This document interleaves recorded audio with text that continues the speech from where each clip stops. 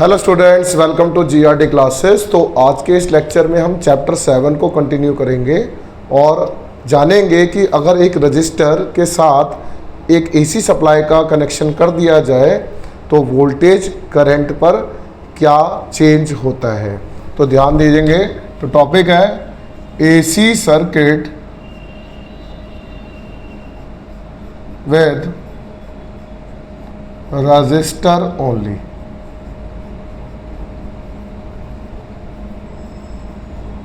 तो ये हेडिंग डालिए बच्चों, AC circuit with register only. तो स्टार्ट करते हैं। हमारे पास इस तरीके से एक रजिस्टर है which is connected by N AC supply. Clear. तो जब भी एसी सप्लाई होती है तो वोल्टेज, मैंने लास्ट लेक्चर में भी बोला था, एसी सप्लाई के थ्रू जब वोल्टेज को फाइंड आउट किया जाएगा और यू कैन से ईएमएफ जो होगा that is equation of EMF, equation of EMF जो होगा that is E equals to E naught sine of omega T की बराबर होगा which is constant throughout this chapter.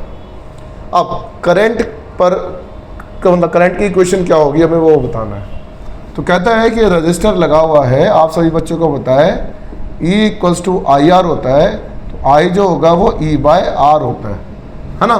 तो मैंने क्या करा, इस इक्वेशन को बोथ साइड मैंने डिवाइड कर दिया एक रजिस्टर से। तो कहता है इक्वेशन ऑफ करंट बताइए, इक्वेशन ऑफ करंट।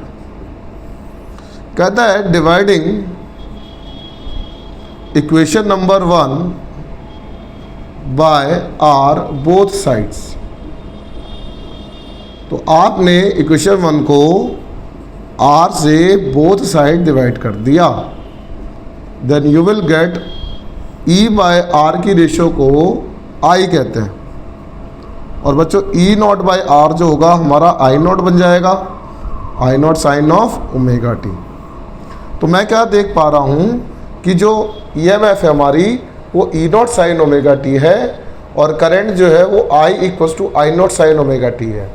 साइन का जो फंक्शन है ओमेगा टी वो दोनों केस में सेम आ रहा है। तो कहते हैं हम यहाँ पर कि जब भी एक रजिस्टर से एसी सप्लाई कनेक्ट करी जाती है तो कहता है here EMF and current both are in same phase. Same phase मतलब जितना ईएमएफ होगा जिस पर्टिकुलर टाइम पर, उतने ही पर्टिकुलर टाइम पर हमारी जो करंट होगी सेम फेज पर होगी। Both EMF and current are in same phase. अगर यहाँ तक क्लियर होता है तो ये इक्वेशन आपको याद करके रखनी है। अब क्या होगा सर, अब कहता है इसका वेव डायग्राम बनाओ। वेव डायग्राम हमें ड्रॉ करने आ जाता है। तो वेव डायग्राम बच्चों इस तरीके से बनता है। तो let us suppose this is time T.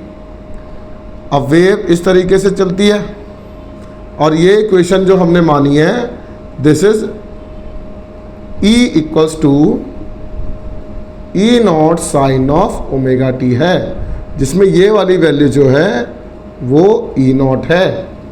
Clear. अब कहता है कि उतने ही टाइम में करंट भी सेम फेज में चल रहा है। अगर करंट सेम फेज में चल रहा है तो हम सेम टाइम के अकॉर्डिंग, इसको मैं हल्का सा नीचे दिखा रहा हूँ, तो ये जो डॉटेड पार्ट है वो इक्वेशन ऑफ करंट माना जाएगा। देखो सेम टाइम में यहाँ पर पहुँच गए। अगर ये इस तरीके से पहुँचेंगे तो ये मान लिया जाए 0 है, ये बच्चों 90 डिग्री है, that is pi by 2, this is pi, this is 3 pi by 2 and this is 2 पाई। अगर आप यहाँ पे साइन ऑफ ओमेगा टी की जगह साइन ऑफ 0 लिखते हैं तो यू विल गेट 0। यहाँ पे साइन 90 कर दो, you will get that is E naught, क्योंकि E equals to E naught sine 90, sine 90 is 1, then you will get E naught value आ जाएगी। तो ये डॉटेड वाली जो लाइन है ये तो हमारी हो गई ईएमएफ की, और ये डॉटेड वाली जो है वो हमारी हो गई I equals to I naught sine of omega t. तो मैं इसको हल्का सा नीचे दिखाऊंगा तभी ये आई नॉट माना जाएगा। आई होप ये वेव डायग्राम आपको क्लियर हुआ। अब इसके बाद कहता है कि अगर both EMF and current are in same phase तो फेजर डायग्राम भी ड्रॉ करिए। तो this is your y axis and this is your x axis.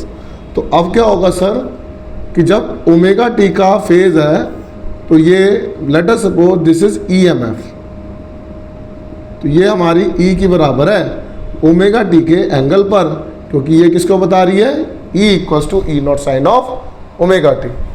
Same omega t पर I equals to I naught sine omega T है, तो same angle पर you can same phase पर, तो मैं हल्का सा नीचे दिखा दूंगा this is my current I, और you can say I equals to I naught sine of omega t.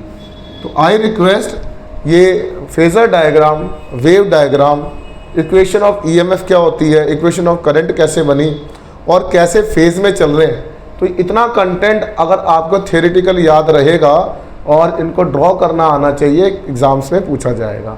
तो रिक्वेस्ट है AC circuit with register only का जितना भी पार्ट मैंने कराया है इसको लिख कर 2 से 3 बार प्रैक्टिस करिए। Thank you very much.